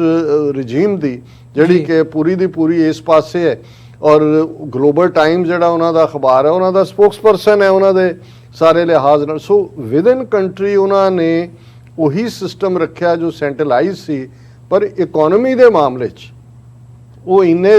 ਜਿਹੜਾ ਵਰਲਡ ਟ੍ਰੇਡ ਆਰਗੇਨਾਈਜੇਸ਼ਨ ਔਰ ਦੂਸਰੇ ਜਿਹੜੇ ਸਮਝੌਤੇ ਹੋਏ ਉਹਨਾਂ ਦੇ ਤਹਿਤ ਚੀਨ ਨੇ ਆਪਣੀ ਇਕਨੋਮੀ ਵੀ ਖੋਲ੍ਹੀ, ਦੁਨੀਆ ਨਾਲ ਵੀ ਹੋਇਆ, ਔਰ ਇਸ ਹੱਦ ਤੱਕ ਉਹ ਕਾਮਯਾਬ ਰਿਹਾ ਫ੍ਰੀ ਮਾਰਕੀਟ 'ਚ ਆ ਕੇ ਕਿ ਅੱਜ ਜਦੋਂ ਅਸੀਂ ਗੱਲਬਾਤ ਕਰ ਰਹੇ ਹਾਂ, ਅੱਜ ਵੀ $800 ਬਿਲੀਅਨ ਦੇ ਕਰੀਬ ਟ੍ਰੇਡ ਸਰਪਲਸ ਹੈ ਚਾਈਨਾ ਔਰ ਅਮਰੀਕਾ ਦੀ ਟ੍ਰੇਡ ਦੇ ਵਿੱਚ, ਇੰਪੋਰਟ ਐਕਸਪੋਰਟ ਦੇ ਵਿੱਚ ਜੀ। ਸੋ ਇਹ ਜਦੋਂ ਇਸ ਪਾਸੇ ਵੱਲ ਵਧਿਆ ਜਾ ਰਿਹਾ, ਚਾਈਨਾ ਦਾ ਇੱਕ ਆਪਣਾ ਪ੍ਰਾਈਡ ਹੈ, 5-6 ਹਜ਼ਾਰ ਸਾਲ ਦੀ ਉਹਨਾਂ ਦੀ ਚਾਈਨੀਜ਼ ਸਿਵਲਾਈਜੇਸ਼ਨ, ਉਹ ਆਪਣੇ ਆਪ ਨੂੰ ਮਿਡਲ ਕਿੰਗਡਮ ਕਹਿੰਦੇ ਨੇ ਕਿ ਅਸੀਂ ਹੈਵਨ ਔਰ ਅਰਥ ਦੇ ਵਿਚਾਲੇ ਅਸੀਂ ਮਿਡਲ ਕਿੰਗਡਮ ਹੈ। ਸੋ ਉਹਨੇ ਮਿਲੀਟੈਰਲੀ ਵੀ ਅਸਰਟ ਕਰਨਾ ਸ਼ੁਰੂ ਕੀਤਾ, ਆਪਣੀ ਤਾਕਤ ਵਧਾਣੀ, ਪਰ ਉਹਦੀ ਇਕਨੋਮੀ ਦਾ ਇੰਪਰੂਵ ਹੋਣਾ ਹੀ ਨਹੀਂ, ਉਹਨੇ ਫਿਰ ਜਦੋਂ ਪ੍ਰੈਜ਼ੀਡੈਂਟ ਸ਼ੀ ਜਿਨਪਿੰਗ ਨੇ ਜਿਹੜਾ ਉਹਦਾ ਡ੍ਰੀਮ ਪ੍ਰੋਜੈਕਟ ਹੈ ਉਹ ਅਨਫੋਲਡ ਕੀਤਾ, one belt one road initiative, ਕਿ $380 ਬਿਲੀਅਨ ਉਦੋਂ ਸੀ, ਜੋ ਤੱਕ ਬਣੇਗੀ ਇਹ ਸ਼ਾਇਦ $500-600 ਬਿਲੀਅਨ ਤੇ ਪਹੁੰਚ ਜਾਏ, ਕਿ ਉਹਦੇ ਰਾਹੀਂ ਕਿਵੇਂ ਸਾਰੀ ਦੁਨੀਆ ਤੱਕ ਉਹੀ ਪ੍ਰਾਈਡ ਸਿਲਕ ਰਾਊਟ ਵਾਲਾ। ਪਰ ਇਸ ਬੈਲਟ ਜਾਂ ਰੋਡ ਦਾ ਮਤਲਬ ਨਹੀਂ ਕੱਲੀਆਂ ਸੜਕਾਂ ਕੱਢਣੀਆਂ ਨੇ, ਈਵਨ ਥਰੂ ਸੀ, ਥਰੂ ਦੂਜਾ, ਔਰ ਉਸ ਦੇ ਵਿੱਚ 130 ਤੋਂ ਜ਼ਿਆਦਾ ਮੁਲਕ ਜਿਹੜੇ ਨੇ ਉਹਨਾਂ ਨੇ ਚਾਈਨਾ ਨੂੰ ਜੁਆਇਨ ਕੀਤਾ। ਔਰ ਚਾਈਨਾ ਨੇ ਲਿਬਰਲੀ, ਉਹਨਾਂ ਨੂੰ ਬੇਸ਼ੱਕ ਉਹ ਲੋਨ ਹੀ ਨੇ, ਲੇਕਿਨ ਉਹਨਾਂ ਨੂੰ ਵੀ ਲੱਗਾ ਵੀ ਸਾਡੀ ਇਕਨੋਮਿਕਲ ਇੰਪਰੂਵਮੈਂਟ ਹੋਏਗੀ। ਔਰ ਪਾਕਿਸਤਾਨ ਦੇ ਨਾਲ ਜਿਹੜੀ ਚਾਈਨਾ ਦੀ ਰਿਲੇਸ਼ਨਸ਼ਿਪ ਬੇਸ਼ੱਕ 1950s ਤੋਂ ਹੀ ਜਿਹੜੀ ਹੈ ਵਾਰਮ ਸੀ, ਲੇਕਿਨ ਇਹਦੇ ਲਈ ਚਾਈਨਾ ਨੂੰ ਕਿਉਂਕਿ ਪਾਣੀਆਂ ਦੇ ਵਿੱਚ ਇੱਕ ਉਹਦੀ ਪ੍ਰੋਬਲਮ ਸੀ ਕਿ ਜਿਹਨੂੰ ਜਿਹੜਾ ਉਹ ਸਟੇਟ ਆਫ ਮਲਾਕਾ ਕਹਿੰਦੇ ਨੇ, ਉਹ ਇੱਕ ਨੈਰੋ ਥਾਂ ਹੈ ਜਿੱਥੋਂ ਚਾਈਨਾ ਨੂੰ ਪਾਣੀਆਂ ਦੇ ਵਿੱਚ ਘੇਰਿਆ ਜਾ ਸਕਦਾ ਸੀ, ਚੋਕ ਕੀਤਾ ਜਾ ਸਕਦਾ ਸੀ। ਇਨ ਦਾ ਮੀਨ ਟਾਈਮ ਪਾਕਿਸਤਾਨ ਨੇ ਗਵਾਦਰ ਪੋਰਟ ਜਿਹੜੀ ਹੈ ਉਹ ਚਾਈਨਾ ਦੇ ਨਾਲ ਕੋਲੈਬੋਰੇਟ ਕੀਤਾ, ਔਰ ਚਾਈਨਾ ਪਾਕਿਸਤਾਨ ਇਕਨੋਮਿਕਲ ਕੋਰੀਡੋਰ ਨੇ ਉਸ ਵਨ ਬੈਲਟ ਵਨ ਰੋਡ ਜਿਸ ਚੋਂ ਫਿਰ ਇਹ ਸਾਰਾ ਹੀ, ਜਦੋਂ ਅਸੀਂ ਅਫਗਾਨਿਸਤਾਨ ਦੀ ਗੱਲ ਕਰਦੇ ਹਾਂ, ਅਫਗਾਨਿਸਤਾਨ ਐਜ਼ ਸੱਚ ਤਾਂ ਕੋਈ ਏਡਾ ਇੰਪੋਰਟੈਂਟ ਨਹੀਂ ਸੀ, ਲੇਕਿਨ one belt one road initiative ਦੇ ਹਵਾਲੇ ਨਾਲ ਉੱਥੋਂ ਗੁਜ਼ਰਨੇ ਇਹ ਇੰਪੋਰਟੈਂਟ ਬਣਿਆ। ਔਰ ਜਿਹੜੀ ਰੇਅਰ ਮੈਟਲ ਜਿਹਨੂੰ ਕਿਹਾ ਜਾਂਦਾ ਹੈ, ਜਿਹੜੀ ਕਿ ਅੱਜ ਦੀ ਦੁਨੀਆ 'ਚ ਜਦੋਂ ਅਸੀਂ ਆਰਟੀਫਿਸ਼ੀਅਲ ਇੰਟੈਲੀਜੈਂਸ ਦੂਸਰੇ ਦੀ ਗੱਲ ਕਰਦੇ ਹਾਂ, ਇੱਕ ਅੰਦਾਜ਼ੇ ਮੁਤਾਬਕ ਲਗਭਗ $3 ਟ੍ਰਿਲੀਅਨ ਦੀ ਉਹ ਰੇਅਰ ਮੈਟਲ ਜਿਹਦਾ ਹੈ ਉਹ ਅਫਗਾਨਿਸਤਾਨ 'ਚ ਉਹਦਾ ਜਿਹੜਾ ਨੇ ਉਹਦੇ ਜ਼ਖੀਰੇ ਨੇ। ਸੋ ਇਹ ਸਾਰੀਆਂ ਚੀਜ਼ਾਂ ਨੇ ਇੰਪੋਰਟੈਂਟ ਬਣਾਇਆ। ਔਰ ਅਸੀਂ ਇਹ ਜਦੋਂ ਅੱਜ ਅਸੀਂ ਗੱਲਬਾਤ ਕਰ ਰਹੇ ਹਾਂ, ਔਰ ਮੋਦੀ ਨੇ ਜਿੱਥੇ ਕੁਆਡ ਦੇ ਹਵਾਲੇ ਨਾਲ ਇਹਨਾਂ ਦੀ ਆਸਟ੍ਰੇਲੀਆ ਔਰ ਜਾਪਾਨ ਔਰ ਅਮਰੀਕਾ ਔਰ ਇੰਡੀਆ ਉਹਨਾਂ ਦੀ ਅੱਜ ਵਾਈਟ ਹਾਊਸ 'ਚ ਕਾਨਫਰੰਸ ਹੋਈ ਹੈ, ਲੇਕਿਨ ਕੁਆਡ ਜਿਹੜਾ ਉਹ ਦੇਖੋ ਡਿਵੈਲਪਮੈਂਟਸ ਇੰਨੀ ਤੇਜ਼ੀ ਨਾਲ ਹੋ ਰਹੀਆਂ ਹੈ ਕਿ ਕੁਆਡ ਬੇਸ਼ੱਕ 20 ਸਾਲ ਪਹਿਲਾਂ ਸੀ, ਫਿਰ ਆਸਟ੍ਰੇਲੀਆ ਥੋੜਾ ਬੈਕਆਊਟ ਕੀਤਾ, ਟਰੰਪ ਨੇ ਉਹਦੇ 'ਚ ਥੋੜੇ ਦੰਦ ਦੇਣ ਦੀ ਕੋਸ਼ਿਸ਼ ਕੀਤੀ, ਫਿਰ ਚੀਨ ਨਾਲ ਟੱਕਰ ਤੋਂ ਬਾਅਦ ਇੰਡੀਆ ਨੂੰ ਲੱਗਾ ਵੀ ਸਾਨੂੰ ਆਪਣੀ ਸੇਫਟੀ ਲਈ ਚਾਹੀਦਾ, ਇਹ ਪ੍ਰੋਜੈਕਟ ਕੀਤਾ ਗਿਆ ਕਿ ਭਾਈ ਇਹ ਹੁਣ ਅਸੀਂ ਪਾਵਰਫੁਲ ਅਲਾਈਅੰਸ ਚੀਨ ਨੂੰ ਘੇਰਾਂਗੇ। ਰੂਸ ਨੇ ਵੀ ਕਿਹਾ ਜੀ ਇਹ ਜਿਹੜਾ ਏਸ਼ੀਅਨ ਨੈਟੋ ਬਣਾਤਾ ਇਹਨਾਂ ਨੇ, ਲੇਕਿਨ ਅਮਰੀਕਾ ਤੁਸੀਂ ਚੇਂਜਸ ਦੇਖੋ ਕਿ ਅਮਰੀਕਾ ਨੂੰ ਲੱਗਾ ਵੀ ਨਹੀਂ। ਔਰ ਇਸ 2 ਸਾਲ ਜਿਹੜੀਆਂ ਡਿਵੈਲਪਮੈਂਟਸ ਹੋਈਆਂ, ਚਾਈਨਾ ਤੋਂ ਇੰਡੀਆ ਨੂੰ ਕੁੱਟ ਪਈ, ਇਹ ਉਹਨੂੰ ਸਸਟੇਨ ਨਹੀਂ ਕਰ ਸਕੇ। ਉਸ ਤੋਂ ਪਹਿਲਾਂ ਅਸੀਂ ਬਾਲਾਕੋਟ ਦੇ ਹਵਾਲੇ ਨਾਲ ਦੇਖਦੇ ਹਾਂ ਕਿ 1.5 ਮਿੰਟ ਦੀ ਜਿਹੜੀ ਡੌਗ ਫਾਈਟ ਹਵਾ 'ਚ ਹੁੰਦੀ ਹੈ, ਇੰਡੀਅਨ 에ਅਰ ਫੋਰਸ ਐਕਸਪੋਜ਼ ਹੋ ਜਾਂਦੀ ਹੈ। ਸੋ ਅਮਰੀਕਾ ਨੇ ਰਿਅਲਾਈਜ਼ ਕਰ ਲਿਆ ਵੀ ਠੀਕ ਹੈ, ਇੱਕ ਮਾਰਕੀਟ ਉਹਨਾਂ ਨੂੰ ਕੋਈ ਟੁੱਥਪੇਸਟ ਵੇਚਣੇ ਨੇ, ਕੋਈ ਸਾਬਣ ਵੇਚਣੇ ਨੇ ਜਾਂ ਕੋਈ ਹੋਰ ਉਹ ਮਾਰਕੀਟ ਹੈਗੀ ਹੈ, ਜਾਂ ਅਫਗਾਨਿਸਤਾਨ ਜਾਂ ਚੀਨ ਨੂੰ ਕੱਲ ਸਟ੍ਰਾਈਕ ਕਰਨ ਦੇ ਲਈ ਜਾਂ ਪਾਣੀਆਂ 'ਚ ਘੇਰਨ ਦੇ ਲਈ ਭਾਰਤ ਕਾਫੀ ਹੈ, ਮਿਲੀਟੈਰਲੀ ਇਹ ਯੂਜ਼ਲੈਸ ਹੈ। ਇਸੇ ਲਈ ਅਸੀਂ ਦੇਖਦੇ ਹਾਂ ਕਿ ਐਨ UN ਇਸ ਸੈਸ਼ਨ ਤੋਂ ਪਹਿਲਾਂ ਜਿਹੜਾ ਔਕਸ ਸਮਝੌਤਾ ਆਸਟ੍ਰੇਲੀਆ ਦੇ ਨਾਲ ਫਰਾਂਸ ਦੀ ਡੀਲ ਕੈਂਸਲ ਕਰਵਾ ਕੇ 44 ਕਿ ਕਿੰਨੇ $66 ਬਿਲੀਅਨ ਦੀ ਉਹ ਅਮਰੀਕਾ ਆਪਣੇ ਉਹਨੂੰ ਵਿੰਗਸ ਥੱਲੇ ਲੈ ਆਂਦਾ। ਔਰ ਇਸ ਵੇਲੇ ਅਮਰੀਕਾ, UK ਔਰ ਆਸਟ੍ਰੇਲੀਆ ਦਾ ਇਹ ਅਲਾਇੰਸ, ਜਦੋਂ ਕਮਲਾ ਹੈਰਿਸ ਨਾਲ ਕੱਲ ਮੁਲਾਕਾਤ ਹੁੰਦੀ ਹੈ ਬਾਈਡਨ ਦੀ ਇਸ ਦੀ ਮੋਦੀ ਦੀ, ਔਰ ਉਹਨੂੰ ਪੁੱਛਿਆ ਜਾਂਦਾ ਕਮਲਾ ਹੈਰਿਸ ਨੂੰ ਕਿ ਕੀ ਤੁਸੀਂ ਇੰਡੀਆ ਨੂੰ ਔਕਸ ਲਿਆਓਗੇ, ਉਹਨੇ ਕਿਹਾ ਐਬਸੋਲੂਟਲੀ ਨਾਟ। ਸੋ ਜਾਪਾਨ ਨੂੰ ਤਾਂ ਲੋੜ ਹੀ ਨਹੀਂ ਹੈ ਔਕਸ ਚਾਣ ਦੀ, ਕਿਉਂਕਿ ਆਲਰੇਡੀ ਉਹਨਾਂ ਦੇ ਆਈਲੈਂਡ ਦੇ ਉੱਤੇ 50,000 ਤੋਂ ਜ਼ਿਆਦਾ ਅਮਰੀਕੀ ਫੌਜ ਪੱਕੇ ਤੌਰ ਤੇ ਸੈਕੰਡ ਵਰਲਡ ਵਾਰ ਤੋਂ ਬਾਅਦ ਦੀ ਬੈਠੀ ਹੈ, ਜਿਹਦੀ $2 ਬਿਲੀਅਨ ਪਲੱਸ ਉਹਨਾਂ ਦੀਆਂ ਤਨਖਾਹਾਂ ਜਾਪਾਨ ਦਿੰਦਾ ਹੈ। ਸੋ ਇਹ ਰੀਜ਼ਨ ਨੇ, ਇਹਦੇ 'ਚ ਕੋਈ ਭਾਰਤ ਦੀ ਅਹਿਮੀਅਤ ਮੈਂ ਇਹ ਕਹਿਣਾ ਚਾਹੁੰਦਾ ਵੀ ਜਦੋਂ ਕੁਆਡ ਦੀ ਸ਼ੁਰੂਆਤ ਹੋਈ ਉਦੋਂ ਲੱਗਦਾ ਸੀ ਕਿ ਮਿਲਟਰੀ ਅਲਾਇੰਸ ਬਣ ਗਿਆ, ਪਰ ਭਾਰਤ ਐਕਸਪੋਜ਼ ਹੋਇਆ ਇਸ ਵੇਲੇ, ਅਦਰ ਦੈਨ ਕਿ ਉਹ ਇੱਕ ਲਾਂਚਿੰਗ ਪੈਡ ਅਮਰੀਕਾ ਦਾ ਬਣੇਗਾ। ਇਸ ਤੋਂ ਬਿਯੋਂਡ ਜਿਹੜਾ ਉਹਨਾਂ ਨੂੰ ਉਹਦੇ ਤੋਂ ਤਵੱਕੋ ਨਹੀਂ ਹੈ, ਕਿਉਂਕਿ ਅਮਰੀਕਾ ਇਹ ਤਾਂ ਪਤਾ ਹੈ ਉਹਨਾਂ ਨੂੰ ਕਿ ਵੀ ਉਹ ਸ਼ਾਇਦ ਉਹਨੂੰ one belt one road initiative ਨੂੰ ਰੋਕ ਨਾ ਸਕੇ, ਪਰ ਡਿਲੇ ਤਾਂ ਕਰ ਸਕਦਾ ਜੇ ਤੁਸੀਂ ਵਾਇਲੈਂਸ ਹੁੰਦੀ ਹੈ, ਅਨਸਟੇਬਲ ਅਫਗਾਨਿਸਤਾਨ ਰਹਿੰਦਾ ਹੈ, ਜਿਵੇਂ ਬਲੋਚਿਸਤਾਨ ਪਾਕਿਸਤਾਨ ਦੇ ਵਿੱਚ ਇੰਡੀਅਨ ਏਜੰਸੀਆਂ ਔਰ ਇਹਨਾਂ ਦੀਆਂ ਰਲ ਮਿਲ ਕੇ ਉੱਥੇ ਦਹਿਸ਼ਤਗਰਦੀ ਕਰਦੀਆਂ ਨੇ, ਚੀਨੀ ਇੰਜੀਨੀਅਰ ਮਾਰ ਦਿੱਤੇ ਜਾਂ ਕੋਈ ਹੋਰ ਕਰ ਦਿੱਤਾ। ਸੋ ਡਿਲੇ ਹੈ, ਲੇਕਿਨ ਅਸੀਂ ਸਮਝਦੇ ਹਾਂ ਕਿ ਵੀ ਇਹ ਸਾਡੇ ਲਈ ਫਿਕਰ ਵਾਲੀ ਗੱਲ ਵੀ ਹੈ, ਕਿਉਂਕਿ ਇਹ 2 ਸਾਨਾਂ ਦਾ ਭੇੜ ਹੈ। ਅਸੀਂ ਅਮਰੀਕਾ 'ਚ ਰਹਿੰਦੇ ਹਾਂ, ਸਾਡਾ ਮੁਲਕ ਹੈ, ਸਾਨੂੰ ਚੰਗਾ ਲੱਗਦਾ ਹੈ, ਅਸੀਂ ਅਮਰੀਕਾ ਦੇ ਇੰਟਰਸਟ ਵੀ ਵਾਚ ਕਰਨੇ ਨੇ। ਔਰ ਸਾਨੂੰ ਇਹ ਲੱਗਦਾ ਵੀ ਕਈ ਵਾਰ ਇਹ ਹੁੰਦਾ ਜਿਵੇਂ ਪੈਟ ਬੁਕੈਨਨ, ਬੇਸ਼ੱਕ ਉਹ ਕੰਜ਼ਰਵੇਟਿਵ ਜਿਹੜਾ ਉਹ ਰਾਈਟਰ ਹੈ, ਪਰ ਉਹਨੇ ਕਿਹਾ ਸੀ ਵੀ ਇਹ ਜਿਹੜੀਆਂ ਸਾਡੀਆਂ ਵਾਰਜ਼ ਨਹੀਂ ਨੇ, ਸਾਡਾ ਨੈਸ਼ਨਲ ਇੰਟਰਸਟ ਕੋਈ ਸਿੱਧੇ ਤੌਰ ਤੇ ਸਾਨੂੰ ਇਫੈਕਟ ਨਹੀਂ ਕਰ, ਜਿਹਨੂੰ ਉਹਨੇ ਆਈਲੈਂਡ ਵਾਰਜ਼ ਕਿਹਾ, ਉਹਨੇ ਸੈਕੰਡ ਵਰਲਡ ਵਾਰ ਨਾਲ ਕੰਪੈਰੀਜ਼ਨ ਕੀਤਾ ਕਿ ਭਾਈ ਉਦੋਂ ਵੀ ਅਸੀਂ ਇਸ ਕਿਸਮ ਦੀ ਸਿਚੁਏਸ਼ਨ 'ਚ ਫਸੇ ਕਿ ਬਈ ਜੇ ਉਹਨੇ ਜਿਹੜਾ ਆਪਣੀ ਟੈਰੀਟਰੀ ਜਰਮਨ ਨੇ ਲਈ, ਉਹਨੇ ਕਿਹਾ ਜੀ ਕਿ ਸਾਡੀ ਟੈਰੀਟਰੀ ਇੰਗਲੈਂਡ ਨੇ ਜਿਹੜੀ ਆ ਉਹ ਡਿਕਲੇਅਰ ਕਰਤੀ ਵਾਰ। ਉਹਨੇ ਕਿਹਾ ਵੀ ਇਹ ਨਾ ਹੋਏ ਕਿ ਜਿਸ ਕਿਸਮ ਦਾ ਇਹ ਬਿਲਡਅਪ ਹੋ ਰਿਹਾ ਹੈ, ਕੱਲਾ ਅੱਗੇ ਅਸੀਂ ਸਾਊਥ ਚਾਈਨਾ ਸੀ ਦੇ ਹਵਾਲੇ ਨਾਲ ਗੱਲ ਕਰਦੇ ਸੀ, ਹੁਣ ਸਾਰੇ ਪਾਸੇ ਇਸ ਸਾਰੇ ਔਕਸ ਦੇ ਥੱਲੇ ਤਾਂ ਆਸਟ੍ਰੇਲੀਅਨ ਪਾਣੀਆਂ ਤੋਂ ਲੈ ਕੇ ਇੰਡੋ ਪੈਸੀਫਿਕ ਔਰ ਸਾਊਥ ਚਾਈਨਾ ਸੀ। ਤਾਂ ਉਹਨੇ ਕਿਹਾ ਵੀ ਇਹ ਕਿਤੇ ਵੀ ਕੋਈ ਅਚਾਨਕ ਘਟਨਾ ਐਸਾ ਕੁਝ ਟ੍ਰਿਗਰ ਕਰ ਸਕਦੀ ਹੈ। ਔਰ ਇੱਕ ਗੱਲ ਜਿਹੜੀ ਉਹਨੇ ਕਲੋਜ਼ਿੰਗ ਦੇ ਵਿੱਚ ਕਹੀ, ਜਿਹੜੀ ਮੈਨੂੰ ਚੰਗੀ ਲੱਗੀ, ਉਹਨੇ ਕਿਹਾ ਵੀ ਜੇ ਦੁਨੀਆ ਦੀ ਹਿਸਟਰੀ ਦੇਖੀਏ ਤੇ ਐਮਪਾਇਰਸ ਦਾ ਥੱਲਾ ਉਦੋਂ ਲੱਗਦਾ ਹੈ, ਐਮਪਾਇਰਸ ਦਾ ਡਿਕਲਾਈਨ ਉਦੋਂ ਹੁੰਦਾ ਹੈ ਜਦੋਂ ਕਿ ਉਹ ਉਹਨਾਂ ਵਾਰਸ ਦੇ ਵਿੱਚ ਉਲਝਦਾ ਹੈ ਜਿਹੜੀਆਂ ਉਹਨਾਂ ਦੀਆਂ ਨਹੀਂ ਹੁੰਦੀਆਂ। ਸੋ ਇਹ ਇੱਕ ਵੇਲਡ ਵਾਰਨਿੰਗ ਵੀ ਹੈ ਅਮਰੀਕਾ ਨੂੰ ਕਿ ਭਾਈ ਤੁਸੀਂ ਇਸ ਕਿਸਮ ਦਾ ਨਾ ਕੁਝ ਕਰਿਓ ਕਿ ਵੀ ਜਿਹਦੇ ਥੱਲੇ ਤੁਸੀਂ ਫਸ ਜਾਓ। ਔਰ ਆਲਰੇਡੀ ਅਮਰੀਕਾ ਜਿਹਦੀ ਲੈਗੇਸੀ 'ਚ ਵਿਤਨਾਮ ਔਰ ਹੁਣ ਅਫਗਾਨਿਸਤਾਨ ਵੀ 20 ਸਾਲ ਬਾਅਦ ਉੱਥੋਂ ਜਿਹੜਾ ਐਗਜ਼ਿਟ ਹੈ ਕੋਈ ਗ੍ਰੇਸਫੁਲ ਤਾਂ ਨਹੀਂ ਹੈ। ਸੋ ਇਹ ਸਾਰਾ ਹੀ ਫਿਰ ਐਡ ਕਰਦਾ ਹੁੰਦਾ ਹੈ। ਜਦੋਂ ਅਸੀਂ ਕਿਸੇ ਦੇ ਰੋਬ ਦਾਬ ਦੀ ਗੱਲ ਕਰਦੇ ਹਾਂ, ਰੋਬ ਤਾਂ ਤੁਹਾਡਾ ਰੋਬ ਹੀ ਹੁੰਦਾ ਹੈ। ਇੱਕ ਵਾਰੀ ਕੋਈ ਤੁਹਾਡੀਆਂ ਅੱਖਾਂ 'ਚ ਅੱਖਾਂ ਪਾ ਕੇ ਅੱਗੋਂ ਤੂੰ ਕਰਕੇ ਕਹਿ ਦੇ ਤੇ ਉਹ ਫਿਰ ਸਾਰਿਆਂ ਦੇ ਲਈ ਹੁੰਦਾ ਵੀ ਅੱਛਾ ਇਹ ਤਾਂ ਐਵੇਂ ਹੀ ਅਸੀਂ ਡਰਦੇ ਰਹੇ ਇਹਦੇ ਤੋਂ। ਸੋ ਅਮਰੀਕਾ ਉਸ ਪਾਸੇ ਵੱਲ ਜਾ ਰਿਹਾ ਜ਼ਰੂਰ ਜੀ। ਡਾਕਟਰ ਸਾਹਿਬ, ਇੱਥੇ ਨਾਲ ਹੀ ਨਾਲ ਸਿੱਖ ਫੈਕਟਰ ਦੀ ਗੱਲ ਵੀ ਕਰੀਏ ਇਸੇ ਸੈਗਮੈਂਟ ਦੇ ਵਿੱਚ ਮੈਂ ਚਾਹੂੰਗਾ, ਕਿਉਂਕਿ ਅਮਰੀਕਾ ਦਾ ਜਿਹੜਾ ਰੋਲ ਹੈ ਜਾਂ ਜਿਵੇਂ ਦੀਆਂ ਡਿਵੈਲਪਮੈਂਟਸ ਹੋ ਰਹੀਆਂ ਨੇ ਸਾਊਥ ਏਸ਼ੀਆ ਦੇ ਵਿੱਚ, ਅਸੀਂ ਉਹ ਸਾਰੇ ਦੇ ਵਿੱਚ ਬੈਠੇ ਹਾਂ। ਜਿਹੜੀ ਤੁਸੀਂ ਵਨ ਰੋਡ ਵਨ ਬੈਲਟ ਦੀ ਇਨੀਸ਼ੀਏਟਿਵ ਦੀ ਗੱਲ ਕੀਤੀ ਹੈ, ਹੁਣ ਇੰਡੀਆ ਵੱਲੋਂ ਵੀ ਉਹਦਾ ਰਿਸਪੌਂਸ ਭਾਵੇਂ ਅਮਰੀਕਾ ਦੇ ਕਹਿਣ 'ਤੇ ਜਾਂ ਅਮਰੀਕਾ ਦੇ ਥਾਪੜੇ ਦੇ ਉੱਤੇ ਕੋਸ਼ਿਸ਼ ਕੀਤੀ ਜਾ ਰਹੀ ਹੈ, ਉਹਨੂੰ ਉਹ ਬਿਜ਼ਨਸ ਵਾਈਜ਼ ਵੀ ਟੈਕਲ ਕਰਨ ਦੀ ਕੋਸ਼ਿਸ਼ ਕਰ ਰਹੇ ਆ। ਉੱਥੇ ਵੀ ਰੋਡਸ ਤੇ ਉੱਦਾਂ ਦਾ ਇਨਫਰਾਸਟ੍ਰਕਚਰ ਡਿਵੈਲਪ ਕਰਨ ਦੀ ਜਿਹੜੀ ਲਾਈਨ ਹੈ ਉਹ ਸਾਹਮਣੇ ਆ ਰਹੀ ਹੈ। ਸੋ ਪੰਜਾਬ ਉੱਥੇ ਵਿਚਾਲੇ ਬੈਠਾ ਆ ਤੇ ਹਮੇਸ਼ਾ ਇਹ ਗੱਲ ਭਾਵੇਂ ਉਹ ਪੰਜਾਬ ਦੀ ਸਿਆਸਤ ਦੇ ਵਿੱਚੋਂ ਉੱਭਰ ਕੇ ਸਾਹਮਣੇ ਆਉਂਦੀ ਹੋਵੇ ਜਾਂ ਡਾਇਸਪੋਰਾ ਦੇ ਵਿੱਚੋਂ ਹੋਵੇ, ਗੱਲ ਕਹੀ ਜਾਂਦੀ ਹੈ ਵੀ ਜਿੰਨੀ ਦੇਰ ਤੱਕ ਪੰਜਾਬ ਆਜ਼ਾਦ ਇੰਡੀਪੈਂਡੈਂਟ ਸਟੇਟ ਦੇ ਤੌਰ ਤੇ ਐਸਟੈਬਲਿਸ਼ ਨਹੀਂ ਹੁੰਦਾ, ਸਾਊਥ ਏਸ਼ੀਆ ਦੇ ਵਿੱਚ ਜਿਹੜੀ ਸ਼ਾਂਤੀ ਹੈ, ਅਮਨ ਹੈ, ਉੱਥੇ ਬਹਾਲ ਨਹੀਂ ਕੀਤਾ ਜਾ ਸਕਦਾ। ਸੋ ਇੱਥੇ ਸਾਡਾ ਰੋਲ ਕੀ ਬਣਦਾ, ਸਾਡੇ ਰੋਲ ਕੀ ਬਣਦਾ? ਇਹਦੇ ਨਾਲ ਨਾਲ ਇੱਕ ਹੋਰ ਵੱਡਾ ਕੁਐਸਚਨ ਉੱਭਰ ਕੇ ਸਾਹਮਣੇ ਆਉਂਦਾ ਵੀ ਸਾਡਾ ਫਿਊਚਰ ਲਾਏ ਕਿੱਥੇ ਕਰਦਾ। ਅੱਜ ਤੋਂ ਜਦੋਂ ਅਸੀਂ 84 ਵਾਪਰਦਾ ਉਦੋਂ ਅਮਰੀਕਾ ਦੇ ਵਿੱਚ ਦੇਖਦੇ ਹਾਂ, ਇੱਥੇ ਬੜੇ ਵੱਡੇ ਲੈਵਲ ਦੇ ਉੱਤੇ ਲੌਬਿੰਗ ਹੁੰਦੀ ਹੈ ਕਾਂਗਰਸ ਦੇ ਵਿੱਚ, ਅਦਰਵਾਈਜ਼ ਭਾਰਤ ਦੇ ਖਿਲਾਫ। ਪਰ ਹੁਣ ਇਹਨਾਂ ਸਾਲਾਂ ਦੇ ਵਿੱਚ ਸਮਾਂ ਬਦਲ ਗਿਆ, ਅਮਰੀਕਾ ਭਾਰਤ ਦੇ ਇੰਨਾ ਕੁ ਕਲੋਜ਼ ਆ ਗਿਆ ਕਿ ਅਮਰੀਕਾ ਤੋਂ ਹੁਣ ਆਸ ਰੱਖਣੀ ਕਿ ਸਿੱਖਾਂ ਦਾ ਇੰਡੀਪੈਂਡੈਂਟ ਸਟੇਟ ਦੇ ਤੌਰ ਦੇ ਉੱਤੇ ਕੋਈ ਅਮਰੀਕਾ ਉਹਦੇ 'ਚ ਕੋਈ ਰੋਲ ਪਲੇ ਕਰ ਸਕਦਾ, ਉਹ ਇਸ ਵਕਤ ਨਹੀਂ ਦੇਖਣ ਨੂੰ ਮਿਲ ਰਿਹਾ। ਸੋ ਸਾਡਾ ਫਿਊਚਰ ਲਾਏ ਕਿੱਥੇ ਕਰਦਾ ਜਿੱਥੇ ਨਾਲ ਸਾਡੇ ਰੋਲ ਦੀ ਗੱਲ ਹੈ ਸਾਊਥ ਏਸ਼ੀਆ ਦੇ ਵਿੱਚ? ਦੇਖੋ, ਵੈਸੇ ਅੱਜ ਜਦੋਂ ਅਸੀਂ ਭਾਰਤੀ ਕਬਜ਼ੇ ਵਾਲੇ ਪੰਜਾਬ ਦੀ ਗੱਲ ਕਰਦੇ ਹਾਂ ਤੇ ਅਸੀਂ 2.5 ਦਰਿਆਵਾਂ ਵਾਲੇ ਪੰਜਾਬ ਦੀ ਗੱਲ ਕਰ ਰਹੇ ਹਾਂ। ਜਦੋਂ ਇਹ ਲਫ਼ਜ਼ ਕੋਇਨ ਹੋਇਆ ਸੀ ਪੰਜਾਬ 5 ਵਾਟਰਸ, ਤੇ ਅਸੀਂ ਦਰਿਆਏ ਸਿੰਧ ਦੇ ਉਰਾਰ ਤੋਂ ਲੈ ਕੇ ਸਤਲੁਜ ਦੇ ਕੰਢੇ ਤੱਕ, ਸਤਲੁਜ, ਬਿਆਸ, ਰਾਵੀ, ਝਨਾਬ, ਜੇਹਲਮ, ਇਸ ਧਰਤੀ ਦੀ ਗੱਲ ਕਰਦੇ।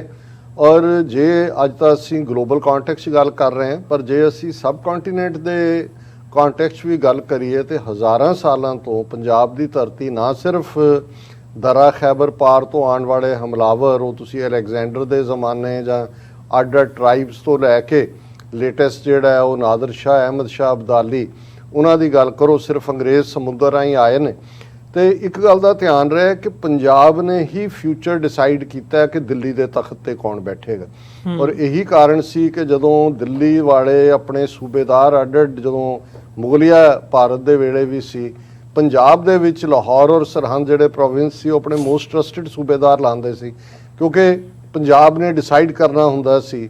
ਕਿ ਰਾਜ ਕਿਹਦੇ ਕੋਲ ਹੋਏਗਾ। ਔਰ ਇਹੀ ਗੱਲ ਜਦੋਂ ਅਸੀਂ ਪੋਸਟ 47, ਭਾਵੇਂ ਅਸੀਂ 2.5 ਦਰਿਆਵਾਂ ਦੀ ਧਰਤੀ ਦੇ ਵਾਰਿਸ ਹਾਂ, ਪਰ ਇੱਕ ਗੱਲ ਦਾ ਧਿਆਨ ਰਹੇ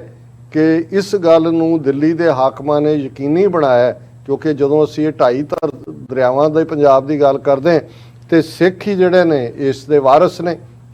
ਸਿੱਖ ਹੀ ਇਹਦੇ ਫਿਊਚਰ ਨੂੰ ਡਰਾਈਵ ਕਰਦੇ ਨੇ। ਤੇ ਅੱਡ ਅਸੀਂ ਐਜੀਟੇਸ਼ਨਾਂ ਦੀ ਗੱਲ ਤਾਂ ਕਰਦੇ ਹਾਂ, ਔਰ ਮੈਂ ਉਹਦੀ ਡਿਟੇਲ 'ਚ ਨਹੀਂ ਜਾਵਾਂਗਾ। ਐਮਰਜੈਂਸੀ ਇੱਕ ਐਸਾ ਮੌਕਾ ਸੀ ਜਦੋਂ ਕਿ ਸਾਰਾ ਭਾਰਤ ਸੁਸਰੀ ਦੀ ਤਰ੍ਹਾਂ ਸੌਂ ਗਿਆ, ਸਿੱਖ ਖਲੋਤੇ, ਐਮਰਜੈਂਸੀ ਦੇ ਖਿਲਾਫ ਮੋਰਚਾ ਲਾਇਆ ਔਰ 40,000 ਤੋਂ ਜ਼ਿਆਦਾ ਸਿੱਖਾਂ ਨੇ ਗ੍ਰਿਫਤਾਰੀ ਦਿੱਤੀ। ਲਗਭਗ 22 ਮਹੀਨੇ ਬਾਅਦ ਐਮਰਜੈਂਸੀ ਤੋੜਨੀ ਪਈ। ਮੈਂ ਇਹ ਜ਼ਿਕਰ ਇਸ ਲਈ ਕਰ ਰਿਹਾ ਕਿ ਅੱਜ ਜਦੋਂ ਅਸੀਂ ਇਹ ਗੱਲਬਾਤ ਕਰ ਰਹੇ ਹਾਂ, ਪੰਜਾਬ ਦੇ ਸਾਬਕਾ ਗਵਰਨਰ BD ਪਾਂਡੇ, ਜਿਹੜਾ ਕਿ ਅਕਤੂਬਰ 1983 ਤੋਂ ਜਿਹੜਾ 27 ਜੂਨ 1984 ਤੱਕ ਲਗਭਗ 8 ਮਹੀਨੇ ਪੰਜਾਬ ਦਾ ਗਵਰਨਰ ਰਿਹਾ, ਜਿਹਦੇ ਪੀਰੀਅਡ ਦੇ ਵਿੱਚ ਦਰਬਾਰ ਸਾਹਿਬ ਤੇ ਹਮਲਾ ਹੋਇਆ, ਸਿੱਖ ਨਸਲਕੁਸ਼ੀ ਦੀ ਸ਼ੁਰੂਆਤ ਹੋਈ। ਅੱਜ ਹੀ ਉਹ 92 ਸਾਲ ਦੀ ਉਮਰ ਭੋਗ ਕੇ ਉਹਦੀ ਡੈਥ ਹੋਈ ਔਰ ਉਹਦੀ ਡਾਟਰ ਨੇ ਉਸ ਦੇ ਮੈਮੋਇਰਸ ਦੇ ਉੱਤੇ ਬੇਸ ਜਿਹੜੀ ਕਿਤਾਬ ਉਹ ਅੱਜ ਜਿਹੜੀ ਹੈ ਉਹ ਪਬਲਿਸ਼ ਹੋਈ ਹੈ। ਔਰ ਉਹਦੇ 'ਚ ਉਹਨੇ ਇਨ ਦਾ ਸਰਵਿਸ ਆਫ ਫ੍ਰੀ ਇੰਡੀਆ, ਇਹ ਕਿਤਾਬ ਦਾ ਨਾਂ ਹੈ। ਔਰ ਉਹਦੇ 'ਚ ਪਾਂਡੇ ਨੇ ਕਿਹਾ ਸੀ ਕਿ ਵੀ ਇਹ ਮੇਰੀ ਡੈਥ ਤੋਂ 5 ਸਾਲ ਬਾਅਦ ਜਿਹੜਾ ਇਹ ਛਾਪਣਾ, ਉਹਦੇ ਮੈਮੋਇਰਸ ਨੇ, ਹਾਲਾਂ ਉਹਨੇ 10 ਸਾਲ ਬਾਅਦ ਛਾਪੀ ਹੈ। ਲੇਕਿਨ ਇਹਦੇ 'ਚ ਇੱਕ ਗੱਲ ਕਿਉਂਕਿ ਇਸ ਕੰਟੈਕਸਟ ਦੇ ਵਿੱਚ ਬੜੀ ਰੈਲੇਵੈਂਟ ਹੈ ਤੇ ਕਿ ਉਹਨੇ ਕਿਹਾ ਕਿ ਵੀ ਮੈਂ ਜਦੋਂ ਅਕਤੂਬਰ ਮਹੀਨੇ ਦੇ ਵਿੱਚ ਅਕਤੂਬਰ 1983 ਚ ਮੈਨੂੰ ਗਵਰਨਰ ਲਾਇਆ ਗਿਆ, ਇੰਦਰਾ ਗਾਂਧੀ ਨੇ ਮੈਨੂੰ ਸੱਦਿਆ ਔਰ ਗੱਲਬਾਤ ਦੇ ਵੇਲੇ ਉਹਨੇ ਇਹ ਕਿਹਾ ਕਿ ਭਾਈ ਇਹ ਟਫ ਲਾਈਨ ਜਿਹੜੀ ਹੈ ਸਾਨੂੰ ਲੈਣੀ ਪਏਗੀ। ਤਾਂ ਕਹਿੰਦੇ ਮੈਂ ਇੱਕ ਸੁਣਵੱਟਾ ਹੋ ਕੇ ਸੁਣ ਰਿਹਾ ਸੀ ਕਿਉਂਕਿ ਪੰਜਾਬ ਦੇ ਵਿੱਚ ਐਸਾ ਕੁਝ ਨਹੀਂ ਸੀ ਜਿਹਦੇ ਥੱਲੇ ਸਖਤ ਮੇਸ਼ਰਸ ਦੀ ਗੱਲ ਹੋਏ। ਔਰ ਫਿਰ ਇਹ ਪਾਂਡੇ ਕਹਿ ਰਿਹਾ ਕਿ ਵੀ ਸਿੱਖਾਂ ਦੇ ਨਾਲ ਜ਼ਿਆਦਤੀ ਹੋਈ। ਉਹਨੇ ਕਿਹਾ ਵੀ ਇੰਦਰਾ ਗਾਂਧੀ ਜਿਹੜੀ ਕਿ ਬੜੀ ਹੰਕਾਰੀ ਹੋਈ ਔਰ ਤਾਕਤ ਦੀ ਅੰਨੀ ਸੀ, ਉਹਨੂੰ ਇਹ ਨਜ਼ਰ ਆਇਆ ਵੀ ਮੇਰੇ ਸਾਹਮਣੇ ਜੇ ਭਾਰਤ ਦੇ ਵਿੱਚ ਕੋਈ ਅੜਿਆ ਤੇ ਅਕਾਲੀ ਅੜੇ ਨੇ। ਸੋ ਜ਼ਾਹਰ ਅਸੀਂ ਸਿੱਖ ਫੈਕਟਰ ਦੀ ਜਦੋਂ ਗੱਲ ਕਰਦੇ ਹਾਂ, ਤੁਸੀਂ ਕਿਹਾ ਕਿ ਇਹ ਉਸ ਜ਼ਮਾਨੇ ਤੋਂ ਹੀ ਨਹਿਰੂ ਨੂੰ ਵੀ ਇਸ ਗੱਲ ਦੀ ਸਮਝ ਸੀ। ਉਹਨੇ ਪੂਰੀ ਦੁਸ਼ਮਣੀ ਪਾਲੀ ਇੰਦਰਾ ਗਾਂਧੀ ਨੇ, ਰਾਜੀਵ ਗਾਂਧੀ ਨੇ ਔਰ ਅੱਜ ਜੇ ਅਸੀਂ ਨਰਿੰਦਰ ਮੋਦੀ ਦਾ ਜਦੋਂ ਉਹ ਫਾਰਮਰ ਐਜੀਟੇਸ਼ਨ ਦੇ ਹਵਾਲੇ ਨਾਲ ਕੁਝ ਸਟੇਟਾਂ ਦੀ ਗੱਲ ਕਰਨ ਦੀ ਥਾਂ ਤੇ ਉਹਨੂੰ ਸਿਰਫ ਪੰਜਾਬ ਦੇ ਨਾਲ ਜੋੜਦੇ ਨੇ ਔਰ ਉਹ ਸਿੱਧੇ ਤੌਰ ਤੇ ਇਹੀ ਕਹਿ ਰਹੇ ਹੁੰਦੇ ਨੇ ਕਿ ਭਾਈ ਇਹ ਸਿੱਖ ਨੇ ਜਿਨ੍ਹਾਂ ਨੂੰ ਹੈ, ਬਾਕੀ ਤਾਂ ਸਾਰਾ ਦੇਸ਼ ਖੁਸ਼ ਹੈ, ਕਿਉਂਕਿ ਉਹਨਾਂ ਨੂੰ ਪਤਾ ਹੈ ਕਿ ਸਿੱਖ ਡਰਾਈਵਿੰਗ ਫੈਕਟਰ ਨੇ। ਸੋ ਇਹ ਨਹੀਂ ਹੈ ਕਿ ਕੱਲਾ ਸਾਡਾ ਪੰਜਾਬ ਦੇ ਵਿੱਚ ਕੀ ਰੋਲ ਹੋਏਗਾ ਜਾਂ ਅਸੀਂ ਤੀਸਰੀ ਧਿਰ ਹੈ। ਇਹ ਗੱਲ ਅੰਗਰੇਜ਼ਾਂ ਨੂੰ ਵੀ ਚੰਗੀ ਤਰ੍ਹਾਂ ਸਮਝ ਆਈ ਹੋਈ ਸੀਗੀ। ਇਹੀ ਕਾਰਨ ਹੈ ਕਿ ਬੇਸ਼ੱਕ 2 ਜੰਗਾਂ ਐਂਗਲੋ ਸਿੱਖ ਵਾਜ਼ ਉਹਨਾਂ ਧੋਖੇ ਦੇ ਨਾਲ ਪੰਜਾਬ ਤਾਂ ਹੜੱਪ ਲਿਆ, ਪਰ ਉਹਨਾਂ ਨੇ ਬਾਅਦ 'ਚ ਸਿੱਖਾਂ ਦੇ ਨਾਲ ਇੱਕ ਜਿਹਨੂੰ ਇੱਕ ਬਹਾਦਰ ਦੇ ਨਾਲ ਬਹਾਦਰ ਵਾਲਾ ਹੈ, ਸ਼ਿਵਲਰਸ ਉਹਨਾਂ ਦੀ ਜਿਹੜੀ ਕੁਆਲਿਟੀ ਸੀ, ਭਾਵੇਂ ਉਹਨਾਂ ਨੇ ਆਪਣੇ ਮੁਫਾਦ ਲਈ ਵਰਤੀ, ਉਹਨਾਂ ਨੂੰ ਮਾਰਸ਼ਲ ਰੇਸ ਬਣਾ ਕੇ ਜਾਂ ਵੱਡੇ ਅਹੁਦੇ ਦੇ ਕੇ, ਲੇਕਿਨ ਉਹਨਾਂ ਨੇ ਇਹ ਸਮਝ ਲਿਆ ਕਿ ਭਾਈ ਇਹ ਪ੍ਰਾਈਡ ਵਾਲੇ ਲੋਕ ਨੇ, ਇਹ ਆਪਣੇ ਹੱਕਾਂ ਲਈ ਖਲੋਣਾ ਮਰਨਾ ਜਾਣਦੇ ਨੇ। ਔਰ ਇਹਦੇ ਬਾਵਜੂਦ ਕਿ ਅੰਗਰੇਜ਼ਾਂ ਦੀ ਪੈਂਪਰਿੰਗ ਵੀ ਸੀ, ਪਰ ਅਸੀਂ ਦੇਖਦੇ ਹਾਂ ਕਿ ਇੰਡੀਆ ਦੀ ਫਰੀडम ਸਟਰਗਲ ਦੇ ਵਿੱਚ ਆਪਣੀ ਆਬਾਦੀ ਤੋਂ ਕਿਵੇਂ ਬਿਯੋਂਡ ਜਾ ਕੇ ਉਹਨਾਂ ਦੀਆਂ ਸੈਕਰੀਫਾਈਸਿਸ ਨੇ। ਇਹ ਵੱਖਰੀ ਗੱਲ ਹੈ ਕਿ ਭਾਈ ਉਹਨੂੰ ਜਦੋਂ ਸਾਡੇ ਕੋਲ ਮੌਕਾ ਆਇਆ 1947 ਦੇ ਪੀਰੀਅਡ 'ਚ, ਉਦੋਂ ਵੀ ਅਸੀਂ ਤੀਸਰੀ ਧਿਰ ਸੀ। ਜਦੋਂ ਅਸੀਂ ਸਿਵਲਾਈਜੇਸ਼ਨਸ ਦੀ ਔਰ ਇਹ ਗੰਗਾ ਜਮਨੀ ਤਹਿਜ਼ੀਬ ਵਾਲਾ ਜਿਹੜੇ ਅੱਜ ਇਹਨਾਂ ਨੂੰ ਇੱਕ ਇੰਨਾ ਵੱਡਾ ਮੁਲਕ ਅੰਗਰੇਜ਼ ਜਾਣ ਲੱਗੇ ਦੇ ਗਏ ਗੱਲ ਕਰੀਏ ਤੇ ਇਹਨਾਂ ਦੀ ਤਾਂ 1000 ਸਾਲ ਦੀ ਹੌਸਟਿਲਿਟੀ ਹੈ। ਇਹਨਾਂ ਨੇ ਤਾਂ ਕਦੇ ਮੁਸਲਮਾਨਾਂ ਨੂੰ ਐਕਸੈਪਟ ਹੀ ਨਹੀਂ ਕੀਤਾ। ਉਹਨਾਂ ਦਾ ਛੋਇਆ ਪਾਣੀ ਵੀ ਹਰਾਮ ਜਿਹੜਾ ਉਹ ਕਦੇ ਨਹੀਂ ਪੀਂਦੇ। ਉਹਨਾਂ ਨੇ ਤਾਂ ਆਪਣੇ ਲੋਕਾਂ ਨੂੰ ਸ਼ੂਦਰ ਬਣਾਇਆ ਹੋਇਆ। ਸੋ ਦੂਸਰੇ ਪਾਸੇ ਜਦੋਂ ਅਸੀਂ ਦੇਖਦੇ ਹਾਂ, ਜਦੋਂ ਤੀਸਰੀ ਧਿਰ ਜਾਂ ਪੰਜਾਬ ਜਾਂ ਖਾਲਿਸਤਾਨ ਦੀ ਆਜ਼ਾਦੀ ਜਿਹੜੀ ਹੈ, ਇੰਡੀਅਨ ਆਕੂਪਾਈਡ ਪੰਜਾਬ ਔਰ ਉਹਦੇ ਨਾਲ ਲੱਗਦੇ ਜਿਹੜੇ ਸਿੱਖ ਮੈਜੋਰਿਟੀ ਇਲਾਕੇ ਨੇ ਜਾਂ ਸਿੱਖਾਂ ਦਾ ਕਲੇਮ ਹੈ, ਉਹਨਾਂ ਦੀ ਅਸੀਂ ਗੱਲ ਕਰਦੇ ਹਾਂ। ਤੇ ਇਹ ਗੱਲ ਮੈਂ ਰਿਪੀਟਡਲੀ ਜਦੋਂ ਵਾਸ਼ਿੰਗਟਨ DC 'ਚ ਵੀ ਕਿਤੇ ਕਿਸੇ ਗੱਲਬਾਤ ਬਰੀਫਿੰਗ ਦੇ ਮੌਕੇ opinion maker, law makers, decision makers ਨਾਲ ਗੱਲਬਾਤ ਦਾ ਮੌਕਾ ਮਿਲਦਾ ਰਿਹਾ ਜਾਂ ਮਿਲਦਾ ਹੈ, ਤੇ ਮੇਰਾ ਇਹੀ ਕਹਿਣਾ ਹੁੰਦਾ ਹੈ ਕਿ ਇੱਕ ਗੱਲ ਬਿਲਕੁਲ ਕਲੀਅਰ ਹੈ ਕਿ ਇੱਕ ਬਫਰ ਸਟੇਟ ਖਾਲਿਸਤਾਨ ਦੀ, ਜਿਹੜੀ ਕਿ ਅੱਜ ਅਸੀਂ 2 ਭਾਰਤ ਔਰ ਪਾਕਿਸਤਾਨ ਦੀ ਗੱਲ ਕਰਦੇ ਸੀ, ਹੁਣ ਤਾਂ ਚਾਈਨਾ ਨਾਲ ਵੀ ਭਾਰਤ ਦੀ ਪੂਰੀ ਹੌਸਟਿਲਿਟੀ ਹੈ, ਕਿ ਇਹਨਾਂ ਤਿੰਨਾਂ ਨਿਊਕਲੀਅਰ ਆਰਮਡ ਮੁਲਕਾਂ ਦੇ ਵਿਚਾਲੇ ਇਹੀ ਆਨਸਰ ਹੈ ਸਾਊਥ ਏਸ਼ੀਆ ਦੇ ਵਿੱਚ permanent piece, stability, prosperity. Bharat Pakistan history ਅਸੀਂ 75 ਸਾਲ ਤੋਂ ਜਾਣਦੇ ਹਾਂ, ਕਿਉਂਕਿ ਹਿੰਦੂ ਤਵੀਆਂ ਨੇ ਜਿਨ੍ਹਾਂ ਨੂੰ ਕਦੇ ਬ੍ਰਾਹਮਣਵਾਦੀ ਕਿਹਾ ਜਾਂਦਾ ਸੀ, ਅੱਜ ਇਹ ਹਿੰਦੂ ਤਵੀ ਕਹਾ ਕੇ ਫਖਰ ਮਹਿਸੂਸ ਕਰਦੇ ਨੇ। ਇਹਨਾਂ ਨੇ ਨਾ ਕਦੇ ਪਾਕਿਸਤਾਨ ਨੂੰ ਐਕਸੈਪਟ ਕੀਤਾ ਦਿਲੋਂ, ਨਾ ਮੁਸਲਮਾਨਾਂ ਦੇ ਮਜ਼ਹਬ ਪ੍ਰਤੀ ਇਹਨਾਂ ਦਾ ਕੋਈ ਜਿਹੜਾ ਉਹ ਹਾਂ ਪੱਖੀ ਰਵੱਈਆ ਰਿਹਾ ਜਾਂ ਹੈ। ਅੱਜ ਅਸੀਂ ਮੋਦੀ ਦੇ ਥੱਲੇ ਉਹਨਾਂ ਵਿਚਲਾ ਸ਼ੁੱਧ ਬਨਾਰਸੀ ਹਿੰਦੂ ਅਸੀਂ ਅਨਰੇਵਲ ਹੁੰਦਾ ਦੇਖ ਰਹੇ ਹਾਂ ਜੀ। ਔਰ ਇਹੀ ਹਾਲ ਜੇ ਅਸੀਂ ਅੱਜ ਦੇ ਕੰਟੈਕਸਟ ਦੇ ਵਿੱਚ ਦੇਖੀਏ ਤੇ ਸਿੱਖ ਨੇ ਸਾਡੇ ਲਈ ਪਾਕਿਸਤਾਨ ਸਾਡੀ ਮੁਕੱਦਸ ਜ਼ਮੀਨ ਹੈ, ਕਿਉਂਕਿ ਸਾਡੇ ਮੱਕਾ ਔਰ ਮਦੀਨਾ, ਨਨਕਾਣਾ ਸਾਹਿਬ, ਕਰਤਾਰਪੁਰ ਸਾਹਿਬ ਨੇ ਉੱਥੇ। ਸਾਡੇ ਲਈ ਦੋਨੋਂ ਪਾਸੇ ਔਰ ਸਿੱਖ ਮਜ਼ਹਬ ਦੇ ਤੌਰ ਤੇ ਅਸੀਂ ਜਦੋਂ ਗੁਰੂ ਨਾਨਕ ਸਾਹਿਬ ਨੇ ਨਾ ਕੋ ਹਿੰਦੂ ਨਾ ਮੁਸਲਮਾਨ ਇਹ ਲਫ਼ਜ਼ ਕਹੇ ਸੀ ਵਹੀਂ ਤੋਂ ਬਾਹਰ ਆ ਕੇ, ਸੋ ਸਾਡੇ ਲਈ ਕਿਸੇ ਲਈ ਨਫ਼ਰਤ ਦੀ ਤਾਂ ਥਾਂ ਹੀ ਨਹੀਂ ਹੈ। ਔਰ ਇਸ ਸਾਰੇ ਦੇ ਚਲਦੇ ਆ ਪੋਲੀਟੀਕਲ ਜਿਹੜੀਆਂ ਰਾਈਵਲਰੀਜ਼ ਜਿਹੜੇ ਪਹਿਲਾਂ ਮਜ਼ਹਬਾਂ ਦੀ ਸੀ, ਔਰ ਇਸ ਗੱਲ ਦਾ ਧਿਆਨ ਰਹੇ 200 ਸਾਲ ਦੇ ਬ੍ਰਿਟਿਸ਼ ਪੀਰੀਅਡ 'ਚ ਵੀ ਬਿਹਾਰ ਹੋਏ, ਬੰਗਾਲ ਹੋਏ, ਯੂਪੀ ਹੋਏ, ਹਿੰਦੂ ਮੁਸਲਮਾਨ ਫਸਾਦ ਜਿਹੜੇ ਆ ਉਹ ਰੋਕ ਨਹੀਂ ਸੀ ਸਕੇ। ਉਹ ਹੁੰਦੇ ਸੀ, ਪੰਜਾਬ 'ਚ ਨਹੀਂ ਸੀ, ਕਿਉਂਕਿ ਅਸੀਂ ਇਹ ਮਹਿਸੂਸ ਕਰਦੇ ਹਾਂ ਕਿ ਭਾਈ ਸਿੱਖ ਕੌਮ ਇੱਕ